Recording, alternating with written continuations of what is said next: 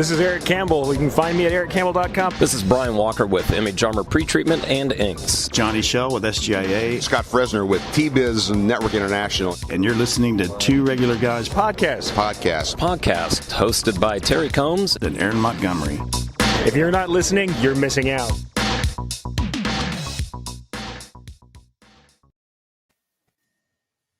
All right. Well, welcome into the show. It is Friday, October 29th, 2021, 2 days before Halloween. I'm Terry Combs, and you can find me at terrycombs.com. And I'm Aaron Montgomery, and you can find me over at oursuccessgroup.com. Terry, today we got a recommendation, a suggestion from one of the regulators and said, hey, have you guys ever done a show about DTF? And I said, no, we have not. And I said, but I know a guy. I know the guy, right? The man, the myth, the legend. So we're going to have Todd Downing joining us here in just a moment. And he's going to share with us some of the myths and the realities of DTF printing. It's all the rage, right, Terry? Oh, man, it's all you hear about now. And I'm going to say, 8-10 months ago, I'd never heard of DTF printing. So here we are. Doing a show about it. Definitely. And Todd's been very immersed in it, creates transfers as a service. So we'll talk all about that stuff and really has, done the testing, put in the hours, put in the time, put in the money too. He'll share with us probably when we get a little bit further into the show, but we don't have to. That's right. So we don't have to. Exactly. So we're excited to have Todd on here. The other thing I wanted to mention here, Terry, at the top is how I know when we need to create some new intros. This is not the dad joke, by the way. when you hear someone say I'm with this company and they aren't anymore. Well, there is that part too, but the fact that I'm actually saying everybody's line as we're doing it before they even say it. I mean, like I've got it down. I don't know if these guys are that regular. Right, exactly. You say it exactly right too. So yes, it's time. We got to get back out there. We got to get back out to the shows and stuff, and recorder in hand and digital recorder in hand. Take this card and go stand in the corner, and if you mess up, just start over again. yeah, for sure. All right, well, Terry, share before we get to Todd here, a couple quick news items. We're in Reggie season, so talk to us about that. Absolutely. The Reggie Award nominations are happening now. We've got about 60 nominations so far. So if you'd like to go in and nominate someone or a company, there are 10 categories to nominate in. Go to the number 2, regularguys.com/Reggies. And I'm sure it's up on the screen there. There it is. And the deadline for nominations is November 11th at 5 p.m. Central Time, Center of the Universe time, per Aaron. Yeah. How about you, Aaron? Do you have any news items? Yeah, couple quick, or at least one quick news item, and then we'll say hello to all the regulators checking in. Thanks for looking at all the comments and stuff. So I appreciate everybody being here. But real quick, Graphics Pro Expo Charlotte has kicked off. In fact, it's in full swing by now, I think. Yeah, so it'd be 11 o'clock there. Yep, definitely. Right. Show floor is open, so maybe you're catching this from the show floor, hopefully, and you can report back and let us know how that's going. But it kicks off today. It's, as far as I know, Terry, and if I'm wrong, please let us know. info@tworegularguys.com. This is the last industry trade show of the year that we're aware of. So absolutely, we're on hiatus until late January for Impressions Expo in Long Beach, California. So, man, and Aaron, we would love to hear anybody who's there to give us a little report on the show. And since none of us, you or myself or Eric, will be there, love to hear a little report on how it's going there. Charlotte show, in the past was always a really great show. Yes, it has always traditionally been a good show. I've been there several times, and Charlotte's a fun city as well. So lots to do there. So yeah, they just reading off of their website, so you guys kind of get to an understanding of what's going on. If you haven't been to one of the Graphics Pro shows, is they say come to see new products, learn new techniques, meet industry experts, connect with suppliers, and network with peers at the Graphics Pro Expo. So just wanted to kind of do that commercial style. Yeah, very nice. Not all the industry experts, but some of them. Some connect with some industry expert. No, awesome. All right, well let's take a look at some of the comments. We'll start right here with Jay. He says, breaking news, the regulators really want to know what costumes you will both be wearing for Halloween.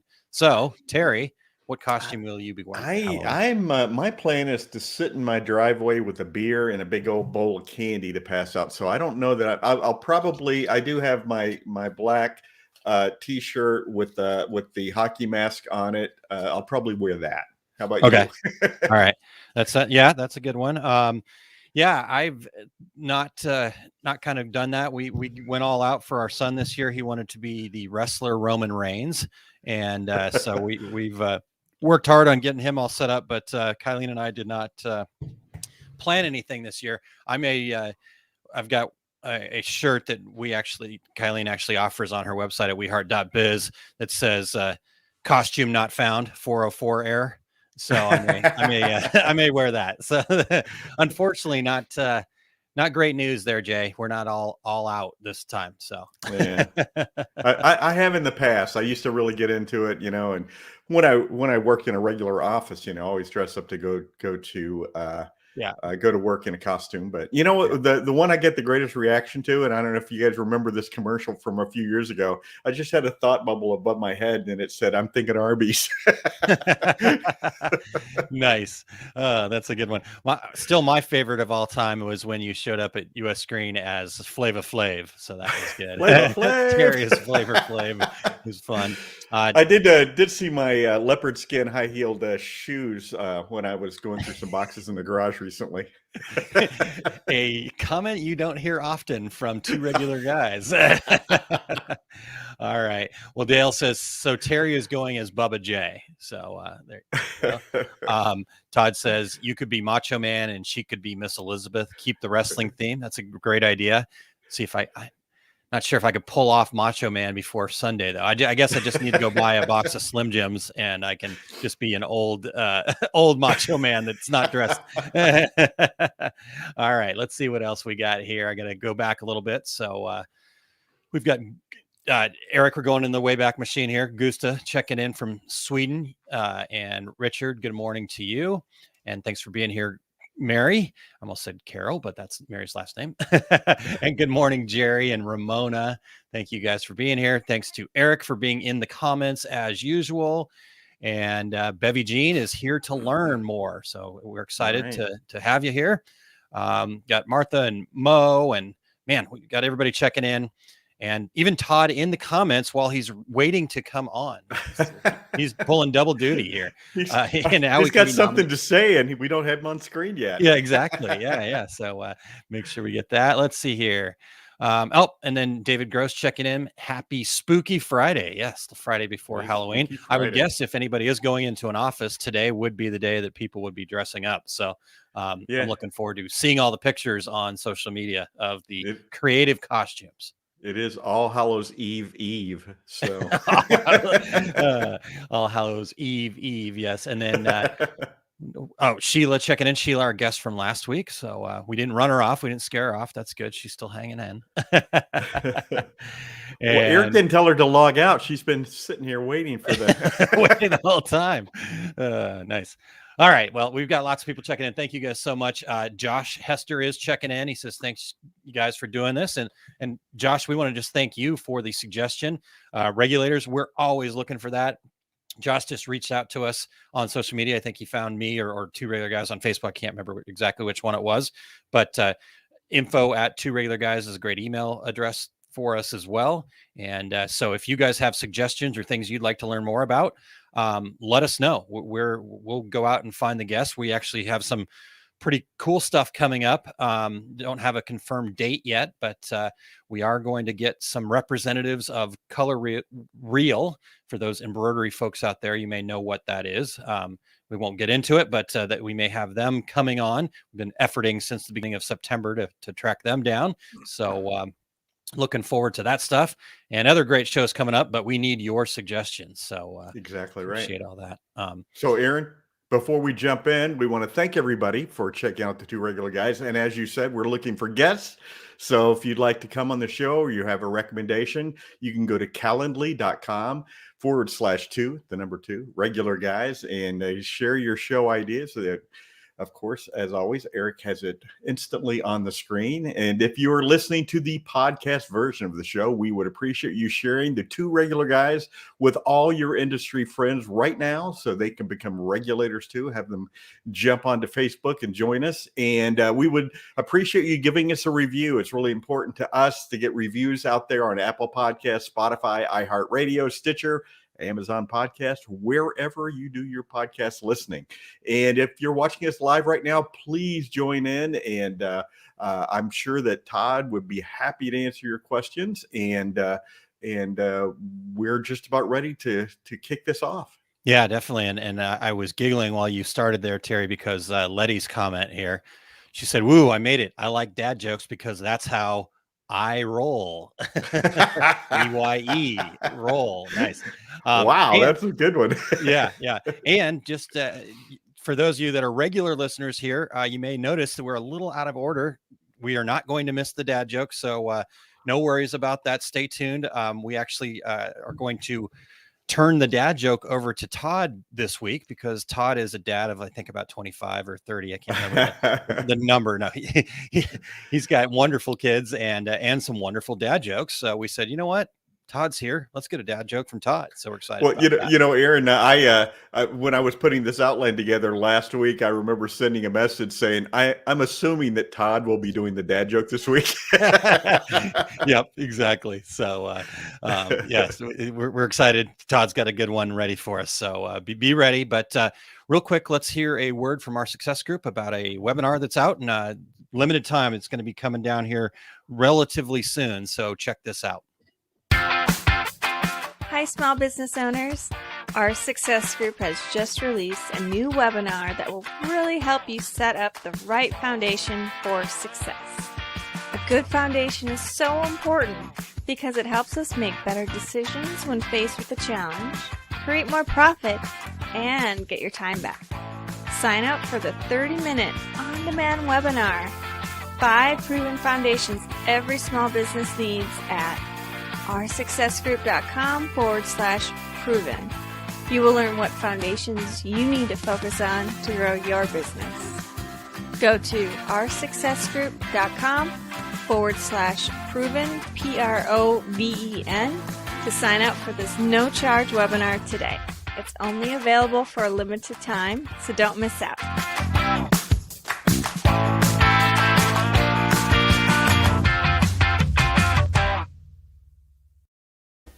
Boom. All right. Well, check that out. I've got to work on those abrupt stops, but that's okay. It's fun. So oursuccessgroup.com/proven. Check that out. All right, Terry, I know people are jonesing for that dad joke, so let's get Todd in here. We want to welcome to the show Todd Downing from Fat Dad Custom Wholesale and our Success Group. Starting with a simple vinyl decal business in 2007, his business has grown to include eco-solvent printing, HTV, transfers, team sales, and now DTF transfer printing. He is also an online community mentor that strives to help others see how to move their businesses forward in a realistic fashion. Welcome into the show, Todd. How are you doing today? My man, what's going on today? He is here. He is ready. Well, Todd, come on. It's dad joke time. Let's not waste any more time. The floor is yours. All right, I'm gonna kill this one. I'm telling you. All right. So, what do you call a naughty lamb dressed up like a skeleton for Halloween? I do not know. Mad to the bone. Oh, it's even Halloween themed. I love it. All right. And now that song is in my head. Bad to the bone. Yes. All right. Well, there you go, folks. Dad joke. We can call it a show. Are we? No. Okay. Terry, I guess let's keep it going. hey, Todd, as I was mentioning, 8-10 months ago, I'd never even heard of DTF printing. So start us off by talking about your journey into DTF. When did it start? What's the process been like for you? Well, prior to last summer, DTF had a completely different meaning to me, and so hearing this, I'm like, what the hell is everybody talking about? Let's see what we can dive into this.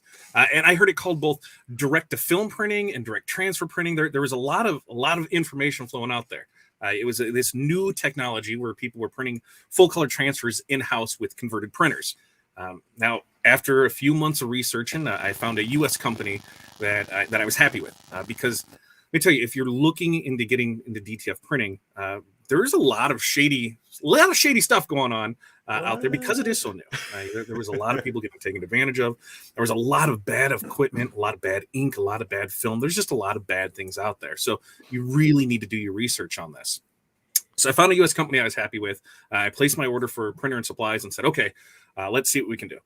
So it took me a good 3 months and easily over $1,000 in supplies to learn each step of the process because it's different. You print and then you got to print and then you got to cure and then you're trying to get your settings right. There's a lot that goes into it. And so it was a good 3 months before I felt real comfortable and confident in that final product that we were producing. Yeah. Yeah. And you spent not only the 3 months of time, right? And you had all that, those supplies and stuff. And so, yeah, I think, like you said, it's just so new that there's a lot of unknowns. And I've always said, and I think I've already said this on this show before, and definitely to you, both of you guys, this kind of reminds me of the time when DTG printing was first coming into the market, where there was, it was a crazy free-for-all in certain times. I mean, the stuff that was out there is like, oh my goodness, people really are doing this. You remember that, Terry?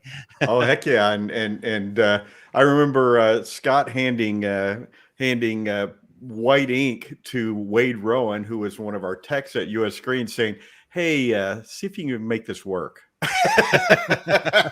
And he went into the laboratory. Yes. Yeah. So white ink has always been the dearth of these digital printing deals, and we can get into a little bit more of that later. So a couple of quick comments from the regulators here. Corey said, first, sorry, I got him a drink with a double espresso shot in it this morning.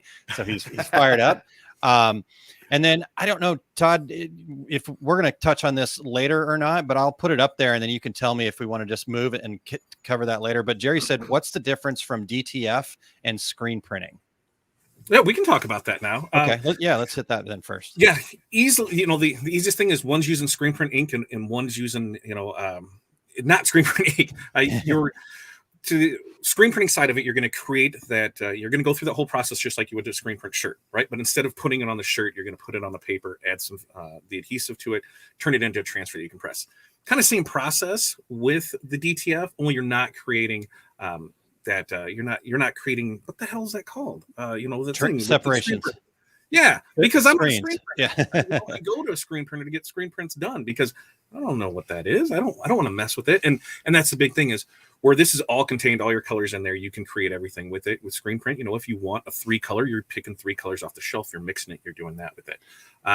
As far as how I feel about it, I still believe screen print is superior. I think, as we'll talk later on, everybody says, DTF's going to kill this. It's not. They're just feeding you a line of crap. DTG was supposed to kill screen print too. Yeah, DTG's going to kill it. Sublimation's going to kill it. Yeah, exactly. And that's their job, is to sell you on why this is the greatest thing. But each one has its place, and we'll talk more about that. Yeah, for sure. If you would like to learn how to screen print next weekend, not this weekend, next weekend, I'll be in Chicago at atlasScreenSupply.com. Yeah, just a short journey up I-80 or I-88, and there's a lovely hotel close by you can stay at. There you go. I love it. All right, Todd. Well, so I guess the thing that I've enjoyed kind of watching and learning from you, because I get the inside scoop a lot of times, is, when you got started, there were certainly some challenges. You said 3 months, $1,000 in supplies, all that stuff. So what was the thing that stands out as like kind of, it was different than what you were expecting it? Kind of that big surprise. You're like, oh, I didn't really expect this to be the challenge or the solution or whatever. Yeah. Well, I was talking with Corey this morning about it, and this is, the DTF printing is totally like my marriage. A whole lot of bad decisions with zero regret. I mean, you're going to get into this and things are going to happen. I spent months researching everything I could about the process, the printers that worked with it, who was getting ink. The biggest thing is color matching. If you know anything about trying to match colors, it is a giant pain to do. And when there's not profiles built, you're doing a lot of it yourself. So you're going to go through a lot of samples to get that right, because when you're producing things for people, they expect it to be a certain color. And going from the eco-solvent side where, I can just hit, here's my media and here's my profile, and magically it looks the same. That's not the case with this. So I knew going into it I was going to have that issue, but I didn't expect it to be such a giant issue. I did find out, fairly quickly that if you're not using these in constant use, you're going to have issues fast because these printers are not made for it. The desktop converted printers are not made for this ink.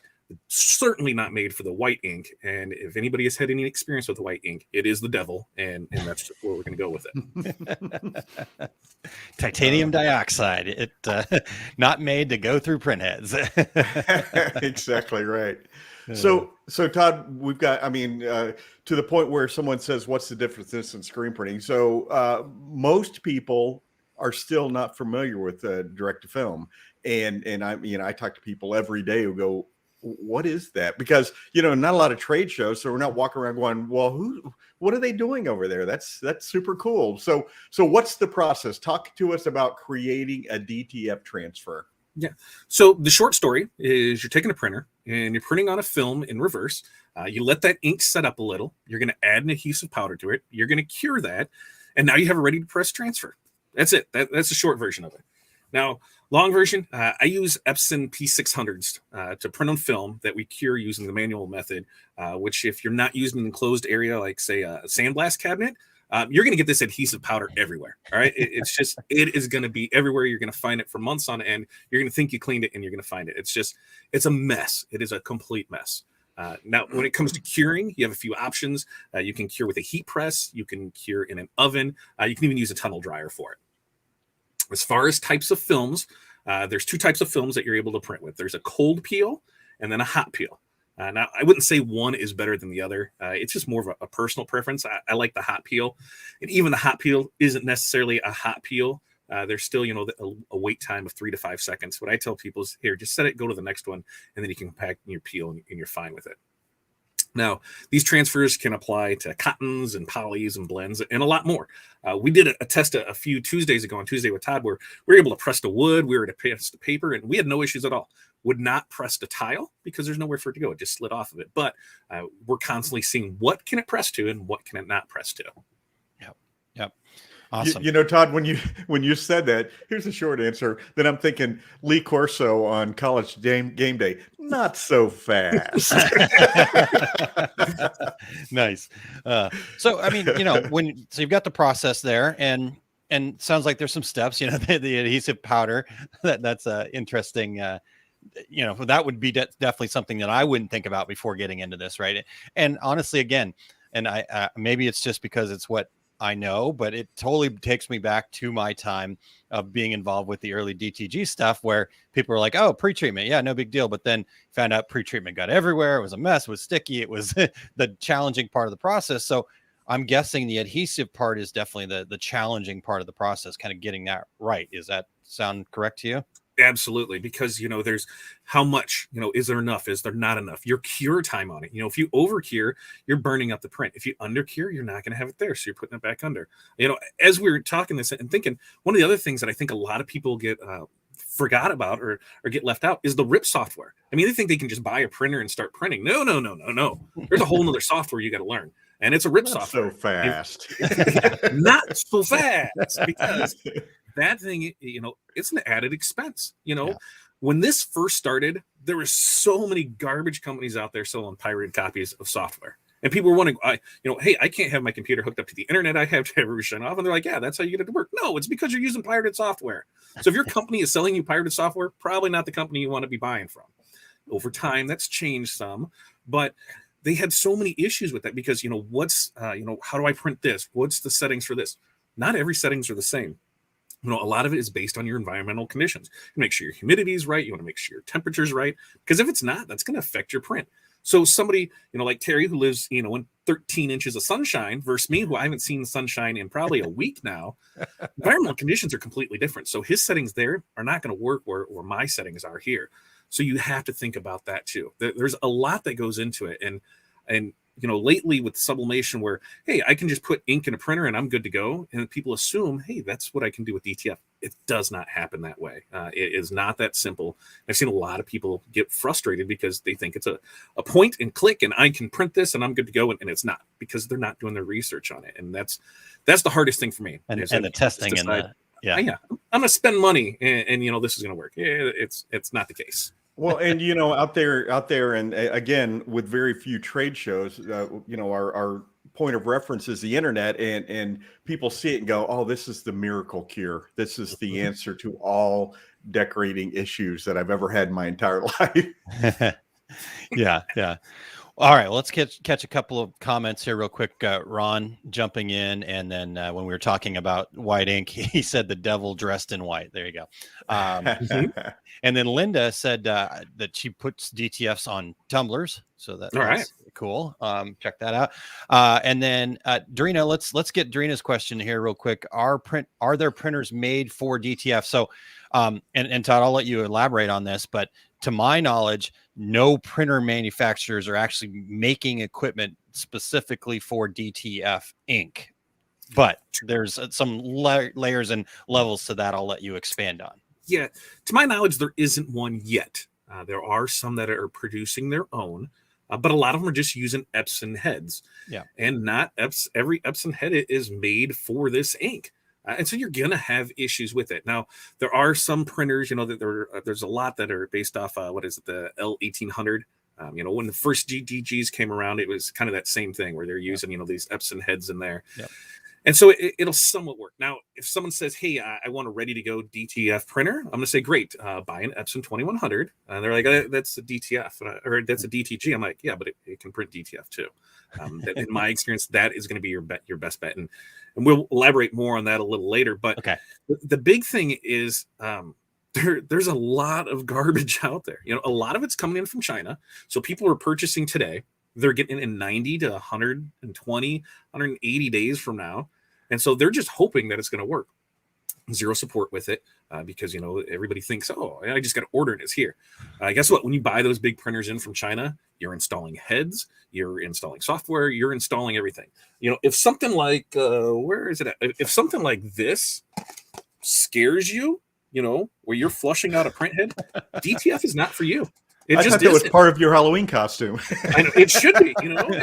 If this here scares you and you're like, wait, I'm taking a print head out of my machine and I'm running solution through it and flushing it. Yeah, that's part of it. If you're not prepared to take your machine down to the bare frame and rebuild it, it's just not for you. There are some printers that are coming on more that are specifically geared towards DTF printing. And that's what they're being pushed as. But as far as, yes, this is how we're going to do it. And this is the one that it is. There's few and far between right now. But every day it's changing. There's a constant flow of new equipment being released to the market. One of the big issues I'm seeing is you're seeing people, this is the printer that we're going to do. All right. There's a little $5,000 one, dual head one, 15-inch printer. But they've been pre-selling it now for 3 months, and it's not supposed to come out until the end of November, early December. Now, that's saying it even gets here on time. So that's it's in cargo ship number 87 in line off the coast of Long Beach. Absolutely. And stuff like that scares me because how are you buying something that nobody's used yet? Where are you getting that information that, yep, this is what you should be dropping your money on? And I say it a lot of times where people have more dollars than they do cents. They're like, oh, I got a credit card. I can just charge this on here and we'll get it. Well, guess what? You're going to be making 3 monthly payments on that before you even get it. And then what happens when it doesn't work the way you want it to? And there's no support. You got to really think about these things before making investments in equipment like this. Yeah. Awesome. Great advice there, Todd. Thank you. One more regulator question, and then we'll get to actually another regular question that came in earlier. But Jay in the comments right now says, what about the liquid adhesive DTF printer on the market? Is that as equally frustrating as powder? Do you know anything about that one, Todd? I've never heard of it, actually. Yeah. So here's my take on it. One, it's $30,000. Okay. So it's $30,000, and as far as I know, there's less than 5 in operation in the country right now. That's a big investment on something where you're going to be squirting adhesive through a print head, right? And let's talk that this is only one supplier of it. So what happens when they decide, oh, yeah, we're the sole provider of this. We're going to go ahead and take our prices up. You can't do anything about it because that's the only thing that'll work with it. The process, there's instead of at the end, when we add the powder to it, what they have is I believe that there's 2 different versions, but most of them are doing that second pass with the adhesive over it. So it's letting it cure almost like a DTG where it's doing the white and then it's coming back and then it's doing the color. Same process. You're doing the color and then it's coming back and it's doing the adhesive over it. I can't say if it's going to be the greatest thing ever. I can't say how well it's going to work. There's not a lot out there yet. Should it take the frustration out of it? Yes. One of the issues that I have heard is that you can't stack your transfers because now you have an adhesive on it. So now if I put that next one on it, what's happened? It's sticking it there. So if you're doing in-house, then great, you're able to do it. If you're looking to provide transfers, I don't think it's going to be the greatest product out there. That's right. I have to send you 27 envelopes. Yeah, 27 envelopes. And you could try, where you can put the parchment paper between it, to try to keep those from sticking. There's things that you could try. I just haven't seen enough information on it. And if it works, it's going to be great. I'm still leery about only being able to buy a product from a singular source, because if they're out, you can't get it anywhere else. If they raise their prices, you're just stuck with it. Or if it doesn't work, this number is no longer in service. Absolutely. And you're not talking just a couple $100, a couple thousand. You're talking $30,000 for it.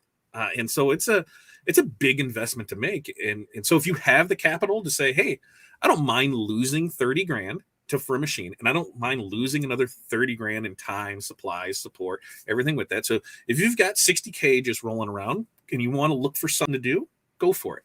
If you don't, I'd strongly wait and to see how it plays out.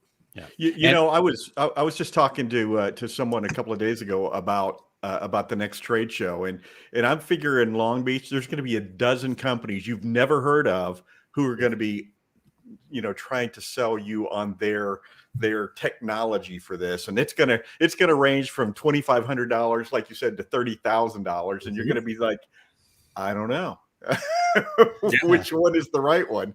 Yeah.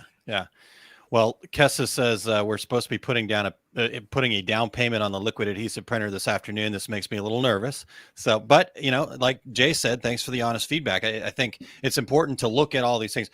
This again, going back to my DTG days, I'm just going to keep riding that. And Terry, you help me out here. But this kind of reminds me of like when the Cornette showed up on the market, and they were talking about printing the pre-treat inside the machine, right? As part of the price that.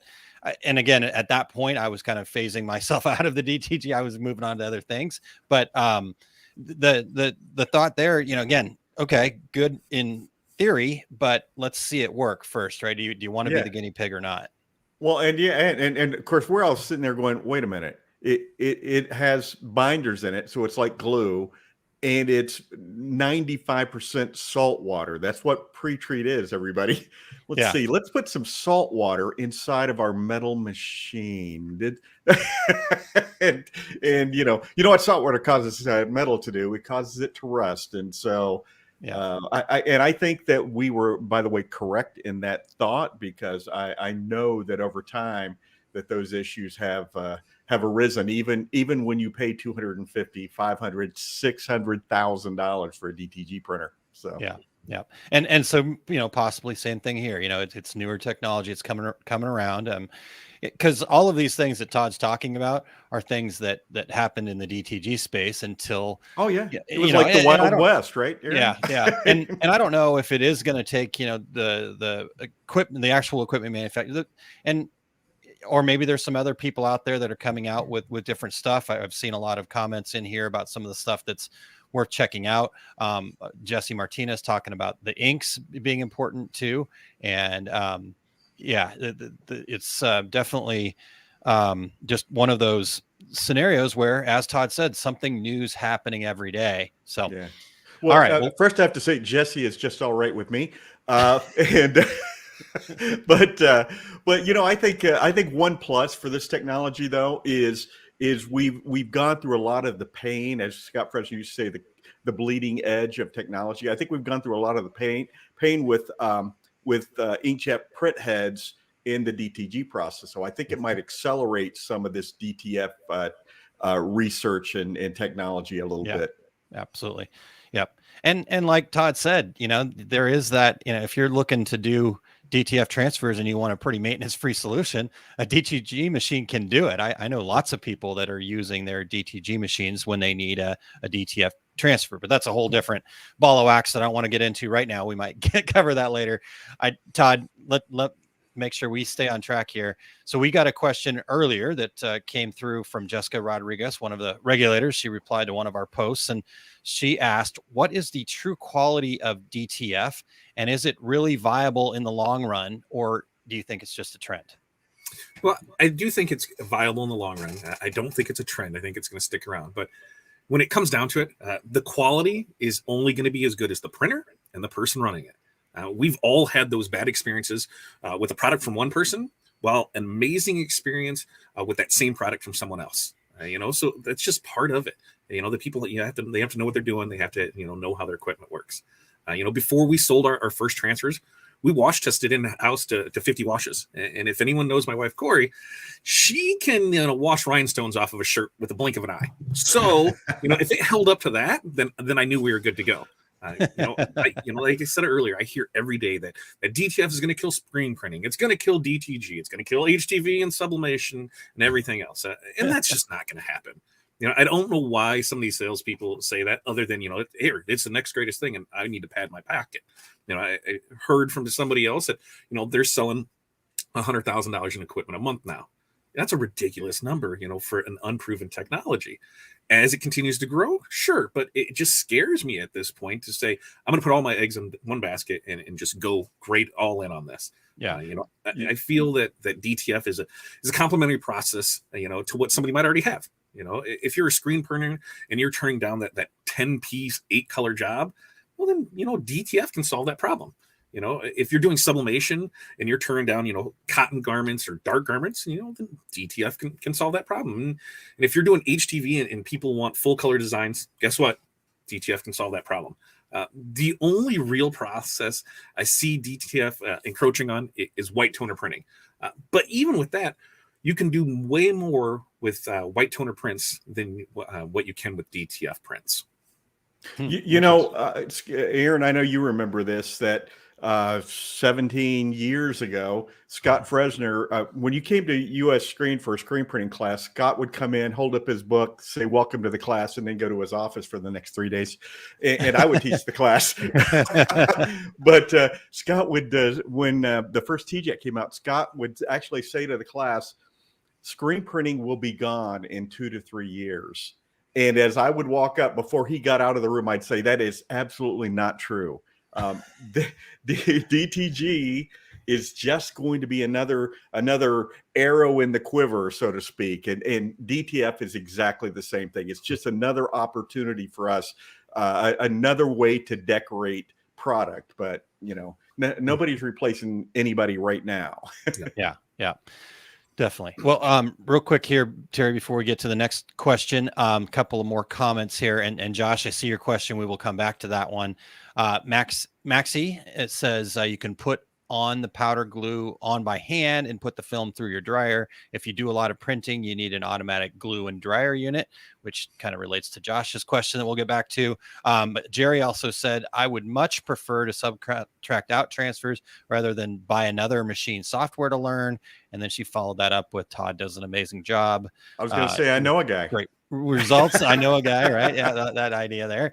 And then just real quick to, I know you mentioned Corey there, Todd, but Pilar says Corey has 8 kids to take care of. Of course, she knows how to wash stuff super duper well. She's washing the whole team's worth of laundry. Right? Yeah, exactly. Well, Todd, Todd, Jessica had another question as well. She said, what is the true cost of upkeep of a DTF machine? These are all great questions. Yeah. Well, I would say, that you need to factor in, on average, an hour of time a day. So whatever it costs you to run your shop an hour, like ours is $125 an hour. Guess what? That's what our cost of upkeep is a day. Now that's not saying that it's going to take an hour every day, but there will be days that you run into issues and you'll spend an entire day fixing a problem. That's just part of this process. You have to know it. Like I said, if you're not prepared to take your machine down to that frame and rebuild it, DTF is not for you. I just ran into this. We've got a pair of 600s and I've got parts machines. People sell printers that are broken, and guess what? There's a lot of good parts in there. And so, hey, I'm going to bring those in. And I had a sensor that was on the bottom of the print head of the carriage, which meant I had to take everything apart and go at it from the bottom. Well, they said, in the manual that you had to take everything apart, pull the rail system out, pull the carriage off.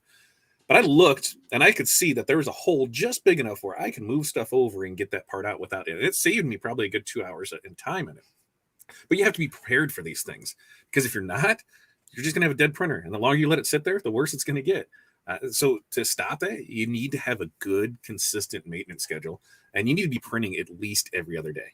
And you also need to know that things like print heads, they're consumables, folks. They're not going to last forever. You know, a lot of times I've seen where people buy these printers, DTG, eco-solvents, and they're thinking, okay, I don't have to do anything. No, you still do. And that thing has a limited lifespan on it, and you need to be prepared when it goes out. And you know, a print head, some of these can cost as much as the machine. So, hey, what are you going to do? You know, are you going to buy a new machine? You're going to buy a new printer. These are all things to think of when you're like, yep, DTF is for me. You need to know that when you purchase these, a lot of companies aren't offering refunds, and they're not offering warranties on converted printers.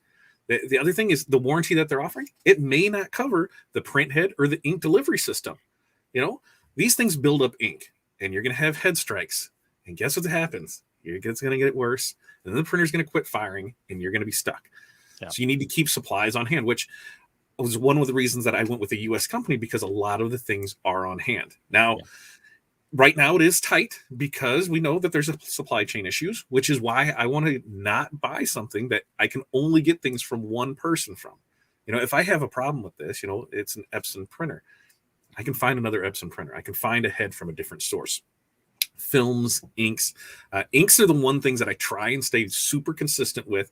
I've only tried one other one, and it was a horrible experiment, worst thing I ever did. And so, hey, stay consistent with it. But it works with that. Films and powders, I've tried different ones, and kind of the same thing. One profile works great on this film and does not work great on this other film. So that consistency is key with it. You're going to find out that what works for you in your system. Yeah. Awesome. I really think if you want to get into this DTF game, you need to put that credit card away. You know, spend a good amount of time researching, asking questions, see the thing in product, talk to the people that have it, ask those questions, because, you know, anytime you ask a dealer or anybody selling it how this works is the greatest thing ever. All you do is you press play. The video they send you, salespeople. Yeah, have you ever? That is not the case. You know, there's plenty of times where things just don't come out right. You know, that you could have, these are very temperamental machines. You know, on a desktop one, if you don't have your exit tray just perfect, it's going to cause the paper or the film just kind of curve a little, bump up, and then guess what happens? Your head hits it. So it's just dragging along it. So you need to make sure that everything is perfect with it.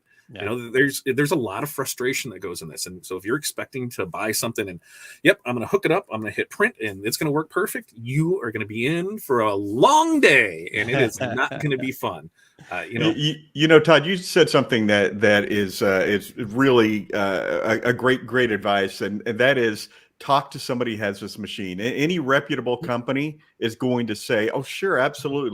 Let me give you an email. Let me give you a phone number for this person that has this piece of equipment." If they say something like, "We can't give out the information about any of our customers," they're hiding something. Yeah. All right. Well, Todd, we've you've touched on this already a little bit, so I don't want to get too deep. We're also kind of bumping up against our time that we have available, and I know we've got a handful of questions in the comments and some other questions I definitely want to get to here. We might need a part two. I know we might have to do a part two. I can definitely. We never do that. Yeah, exactly. Shocker, right? So let me just. But this is something I just want to kind of get some idea of. You know. I guess what's the use case for DTF? I know we've already talked about, you know, it's kind of a tool in the process, and, you know, where it fits, you know, DTG, sublimation, screen print, what the differences are there. But like, what's the specific use case that makes DTF attractive? Yeah, well, I think this is a great question. You know, like I mentioned earlier, this is going to complement your existing process. Yeah. You know, if you have a DTG printer, chances are you're able to create DTF prints from that machine. Where this comes in great is, say, you know, you have that order for DTG of 24 left chest logos, right? And so what are you going to do? You're going to load this shirt, you know, 24 times. You're going to put it on here. You're going to go with it. Well, you can put this on a transfer, and, you know, depending on the sheet of your bed, you can get, you know, 12 on it. So then you're only running that twice. You can cut them apart and press it. So you're going to save time. Yeah. So the other thing is you're not limited to just that one, you know, that type of fabric. You can use whatever you want. So DTG is really going to, or the DTG printer now becomes a more versatile tool for you. So, hey, I can't do poly because I have the DTG. Yeah, you can make a transfer out of it and you're able to use it for it. Yeah. As far as sublimation, hey, guess what? Darks and cottons, and I don't care what anybody tells you, you cannot sublimate on cotton and darks. I don't care. Anything else you're putting They're on just calling it on. that. It is not right. It is not real. It's science, right? Good. It's science. Science. Right. It's Science. It's not possible. Exactly. You are putting it on something else. You're putting it on another substrate and applying it to that. So you're not doing it. That frustrates me so much when people ask that. It's just like, it's not happening. And then the other thing is, I feel like, screen printing is always going to be king. Due to the speed and cost effectiveness of the process, DTF is going to, complement that for those low run multiple color orders that just don't make sense for a screen printer to set up and do. Yeah. Todd, and when you talk about doing those left chests and cutting them apart, my feeling is that for DTG operators that want to print on hats, and right now you're kind of limited to that dad hat, that soft front hat. I think that direct printing on hats for DTG printers is going to go out the window, because with this process, you can buy a hat heat press and basically do any kind of hat. So I think that's going to be a big usage for DTG operators. Yeah, absolutely. And one of the things I think too is, what better time to bring out a process when there's, next to no supplies available, because it's giving everybody a time to learn, hey, how's this going to work? Hey, I don't know. We're still testing it. I need 1,000 of these. Good luck, because there's not 1,000. So, it's a great time for something to come out to test, because every day somebody's saying, hey, we can print on this. Hey, we can press on this. Hey, how's it work on this? I don't know. Let's test and see it. Let's try that's why it. I think it's a great complementary system and process to what you already have. But to say, I'm selling all my equipment, I'm doing this, that is not the smartest thing to do right now. Well, so I have another question from a regulator, one of our regular every week regulators, Eusta Carlson. He says, so for the artwork preparation, when you're a DTG decorator and you're using it for DTF, what do you have to do differently with the artwork on a DTG printer to print a DTF film? So for us, we can print using vector artwork or PNGs with transparent backgrounds. For what we use in our software and our RIP software, designing an RGB seems to be the biggest challenge for people, as a lot of designs are in the CMYK, and a lot of that artwork purchased is done in that way as well. And where you really notice that in the DTF printing is the black is much more vibrant and rich in RGB. And there's a lot of things where when people send over artwork and then they get it, they're like, I was expecting black to be black. Well, black wasn't black. And so there's times where I'll take pictures and show them, here's what your artwork was, here's what you want it to be. Now you can see what we're talking about. And then they're like, okay, that makes sense. A lot of times people just don't know, they only know what they know. And that's the thing, is if they're not being educated on it, they think it's something that they did. They bought this piece of artwork, they got the license for it, they get it there, and then they print it, and they're like, this is just not as vibrant as what I thought it was going to be. The colors aren't looking right. What can I do to change it? So then it's when we're able to show them, here's what's going on with it. And that's where I try my best to educate people on, because the last thing I want is someone to be upset with a print that they get because it wasn't what they were expecting. So there's times where people will send this, and if anybody does any printing, where you get something and here's the JPEG where it's got the solid white background on it. Now I know they probably don't want that on there, but a lot of people, hey, you upload it, you said it's print ready, so I'm going to print it that way. I'm not going to do that. I'm going to send it back to you. And that's one of the reasons that I'm not afraid to say my prices are higher than a lot of people. Why? Because I make sure I go that extra step and say, here's the communications with it. Otherwise, you're going to get crap artwork. And it's funny because, a lot of those crap artwork people that get it back are the ones to bash and say that it's a horrible process and it never works and this thing that comes out. But the ones that get the great stuff, very rarely are they going out there like, this is the greatest thing ever. It's always that one, so you try and keep those limited. And then you provide, this is what's going on with that. Sometimes people assume that if they send something that's 4 by 5 inches and they pick an 11 by 7 sheet, that we're going to upsize to it. How am I supposed to know what size you want it at? You uploaded it, print ready. So we run into things like that, but we try our best to make sure that everybody has a firm grasp of what's expected and what's needed to do it. I'm sorry. I know we're running short on time, but I have to say, I was talking to a gentleman once who was buying a DTG printer from one of the companies that repurposes print heads to do DTG, and he told me, well, this company told me that I could take a 72 DPI file and this printer will fix it. And I said, did you really believe that? And he goes, I wanted to. So guess what? It doesn't happen. Yeah. Nice. Yeah. Ron says garbage in, garbage out. And I think that's with all processes. Yeah. And real quick, back on this artwork thing, though, too, just kind of expand on that just slightly more. But like when we're thinking about the actual designs and stuff like that, there's really not any like different kinds of like, oh, I have to do this because it's going to be DTF. I mean, yes, ultimately you're going to print it in reverse order, but other than having a transparent background, is there any real other concerns or am I missing something, Todd? Yeah. So one of the big things that I learned early on is those fade outs. DTG can do that amazing. Where I'm fading out to that. You're going to not be able to do that as well on a DTG print because you can't fade out and add less there. It goes there, you add the adhesive, it's still thick, it's still on there, especially when you're using the white underbase with it. Interesting. So you're not able to get those soft blend fade outs to it. Now, inside of artwork, if I'm doing a gradient, perfect on that. But those soft blend outs from there. Now, both things, one of the things that I've heard people say is, oh, it has that plasticky feel. Well, your image is, 10 by 10 on solid piece. I don't care what process, you're going to feel that. Yeah. So how do I stop that? If you can raster it so that way you're able to have those breaks in it, you're not going to have any, you're not going to have such a heavy hand with it. When you kind of look at where it lies in things, sublimation, zero hand. From there, DTF or DTG, great hand with it, light.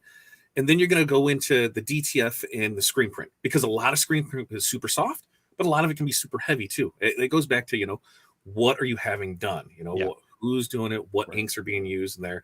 And then after that, then it's going to go to, your HTV and your things from there. But sure. There's a big misconception that, this, I shouldn't have any feel of this. That's where people say you can hardly feel it. Well, are your hands, covered in what? You got calluses and you can't touch anything? You can feel it. All right. And that's what I try and explain to people where, yes, you got to think what I'm doing here is I got ink and now I'm adding adhesive to it, and adhesive is adhesive. And so you're going to add some volume to this, and now you're putting it on there. So we're putting a layer on top of something and putting it on top of a garment. Are you going to feel it? Absolutely. You're going to feel it. Yeah. Is it going to be less than vinyl? Absolutely. Yeah. Can it be less than screen printing? It can. Can it be more? It absolutely can. A lot, like I said, just goes into the process, the artwork. It by no means is like, here's this, and this is what everybody's going to switch over to. It's just not going to happen. I mean, if they did, it'd be amazing because you know how much that price is going to drop because there's going to be so many things out there. It's just not going to happen. Yeah. So Yusa asks, kind of follow up here, is Halftone working on DTF? So, but you're what you're describing, like you said, it is that edge, that kind of vignetted edge where it goes real soft. It makes a ton of sense because that adhesive needs something to stick to then transfer that ink. And so that adhesive is much, much bigger, and going from there. So Maxie says, Todd nailed it. Machines on the market right now need a lot of maintenance. The price of the Chinese machines are way too high.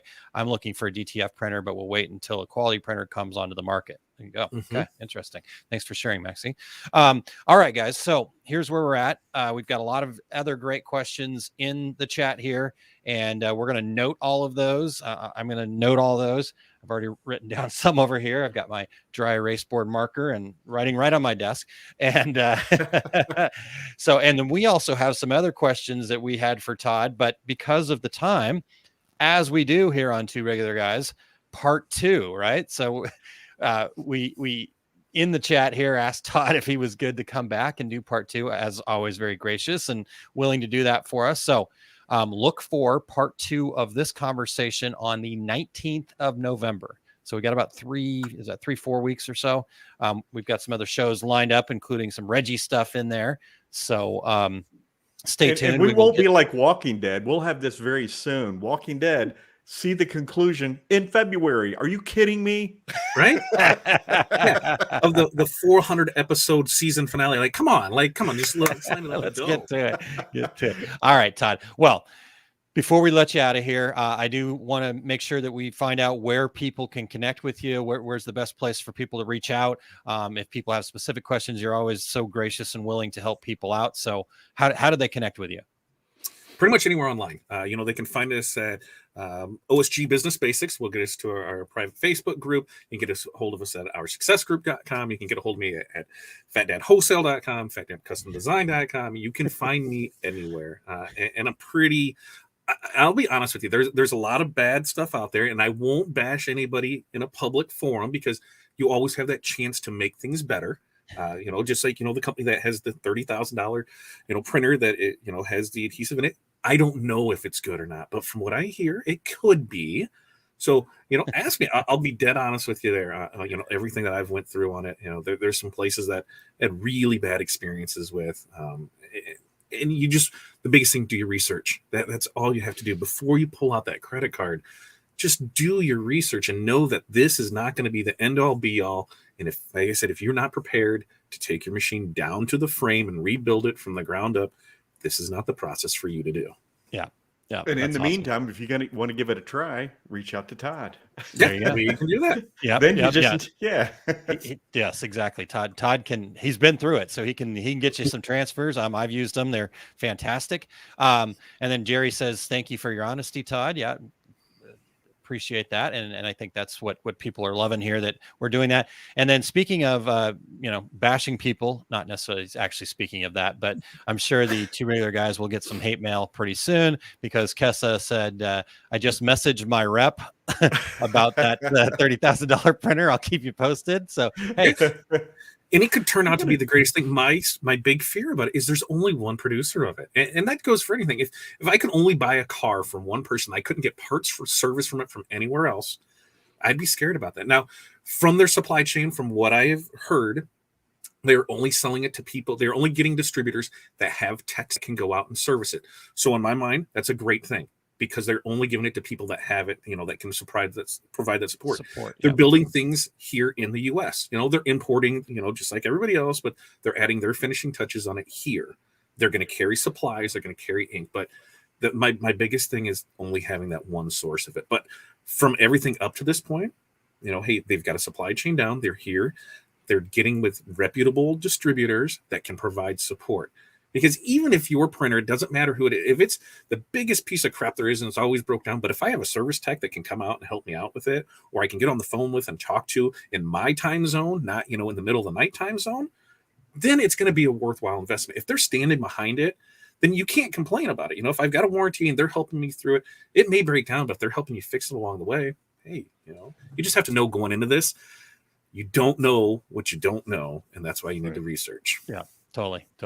All right. Well, Kessa said, no hate mail. I'm your biggest fan. Kessa, I was totally joking. We do know that, and we appreciate you being a regulator and pumping those brakes. Yeah, I'd love to know that too about their stacking transfers, because that's what I was told is they're not going to be able to. That because of that adhesive, it's just going to stick. And that's where in my thought process, I'm like, well, if you use parchment paper or something there, it's going to keep that from sticking to it. So maybe that's the solution to it. But when I saw the price tag, when I saw it was only available at one person, then I saw that there was less than a handful in service in the country. Not my cup of tea yet. Yep, totally. No, so totally joking. And that's what we're here for. That's what the two regular guys are all about. Whether or not we have sponsors or whatnot, we're always going to tell you like it is, at least from our perspectives. And we always encourage our guests to do the same, as Todd has here. So very much appreciate that. And we're all about raising the tide. I almost wore my Rising Tide shirt today, but I chose this one instead, the Empower one. So, all right. Excellent. Terry, anything else? No, only that I can't believe we didn't describe the dad joke as the fat dad joke. Next time. Well, yeah, we do have the 19th. So tune back in on November 19th to catch Todd. And then obviously tune back in every Friday at 11 a.m. Eastern or Center of the Universe time at 10 a.m. All right, Todd. Well, thank you so much for being here, sir. Appreciate all of your time and all of the great information. Looking forward to chatting with you again on the 19th. You too. Thanks for having me. And as always, keep up the amazing work. You guys are killing it out there. And I can't wait to see what the future holds for you. Awesome. Thanks, Eric. Todd. Excellent, Terry. Well, that was great. That was really good information. I get asked about. I'm sure everybody out there in the industry talks to end users, gets questions all the time about DTF, and I feel like I have a bit more information to share now. So. Yeah, exactly. Great stuff. And like I said, I'm blessed to be able to kind of get the inside scoop and have an opportunity to talk to Todd a lot more. And I learned a bunch of stuff today too. I'm like, hey, you're holding out on me, bro. What's going on? He was saving it up for this show. Yeah, and the next one. Yeah, exactly. No, awesome. And the other thing I want to just mention here before we get to some of the other things coming up, Terry, is the regulators. You guys were awesome today. All the great questions in there. I know we didn't get to all of them. So tune back in on the 19th and we'll make sure that, like I said, I think I've tagged most of them. I will try to dig through all of the comments here and get them all out, but then show up on the 19th if you don't hear us answering those questions. So thank you guys so much for your interaction and sharing your thoughts. Obviously, Terry, as you said, it's kind of the talk of the town, and we can tell. Exactly right. Yeah.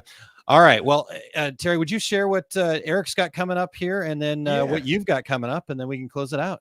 Absolutely. You can join Eric on his show at 2:30 Mountain Daylight Time for the Take Up.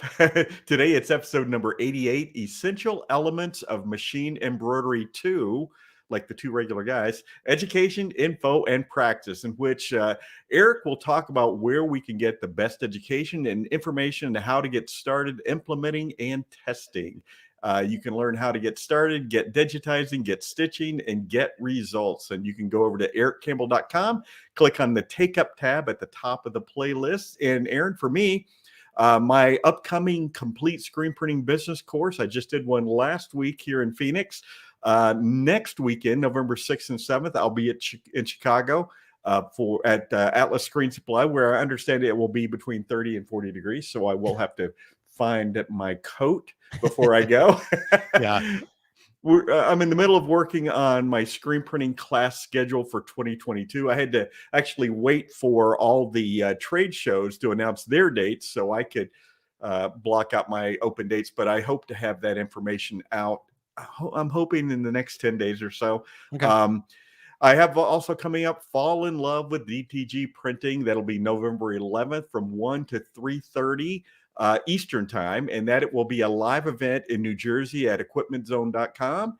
And it's also a virtual event everywhere else. So go to equipmentzone.com to sign up for that free event on November 11th and watch for all of my upcoming events at terrycombs.com. How about you, Aaron? Well, I've got some things coming up here, but I did have a couple of quick questions for you. Now, based on this show, the DTG Fall in Love with DTG Printing, are you guys going to update the title and say Fall in Love with DTG/DTF Printing? Is that? Well, there is an entire segment of that 2.5 hour event dedicated to DTF. So yes. Awesome. And then my second question for you, you said you just completed that screen printing class in Phoenix. Was Jim's Towing brought up? It was indeed. Jim's Towing Service phone number on the back. Absolutely. Okay. Will Jim's Towing be brought up in Chicago? Aaron, let me say a quick thing about people looking for education. I had people here in Phoenix, had a couple of folks fly in from Nebraska. I had a gentleman fly in from Queens, New York. So people are out there hungry for education. So, let's fingers crossed that all the trade shows are back in full force in 2022. Yeah. All right. Well, I was trying to be funny, but yes, like you said, people coming from across the country to get this knowledge and information from somebody that's been doing it for a long time and knows what the heck he's talking about, actually been in the trenches. So, all right, Terry. Well, for me, Unlocking Your Potential workshop, the next opportunity for that is November 20th. The day after we have Todd back on here. So, and that'll be that Saturday at 12 p.m. Eastern, 11 a.m. Central, 10 a.m. Mountain, or 9 a.m. Pacific time, wherever you're at. It's virtual opportunity. So this is an opportunity to identify and start removing any internal blocks that are keeping you from the success that you deserve. So check that out. It's a 60-minute workshop, educational experience, whatever you want to call it, opportunity to unlock your potential and something that I really enjoy doing. It's such a powerful tool that my wife and I have just decided that we're going to go all in on making sure that we get that out there, and we do it once a month just to give everybody an opportunity to go through that experience. And then coming up in about 25 minutes here, Eric and I will be bringing you the half. And it's the one time where Eric and I are actually 30 minutes and 30 minutes only. No exceptions, right? So it's a lot of fun. It's just an opportunity to really interact, and we don't have a format or an outline or anything like that. We just wing it, right? We just go for it and have a blast. So if you want to get over there and you know, a lot of times it is kind of the post Two Regular Guys conversation, you know, so bringing topics. So I'm sure DTF will come up, and that's cool. I was just going to say, get into that. You know, what knowledge I have, you know, you just heard every bit of knowledge that I had gotten plus more from Todd. So we'll do our best, but whatever you guys want to talk about, you can catch that at liveosg.com. Which takes you to the OSG's, our Success Group's YouTube channel.